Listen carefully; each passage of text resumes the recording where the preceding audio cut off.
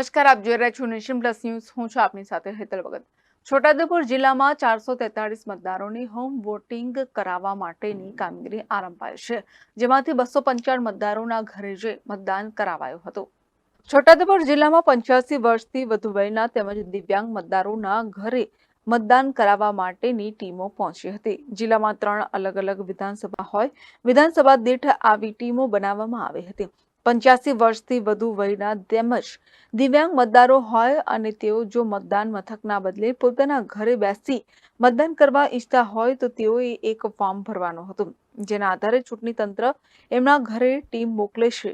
એ ટીમમાં micro observer, મતદાન અધિકારી, મદદનીશ મતદાન અધિકારી, પોલીસ તેમજ વિડીયોગ્રાફર હતા. 85 વર્ષથી વધુ વયના તેમજ દિવ્યાંગ મતદારોનો પણ જુસ્સો જોરદાર જોવા મળ્યો હતો.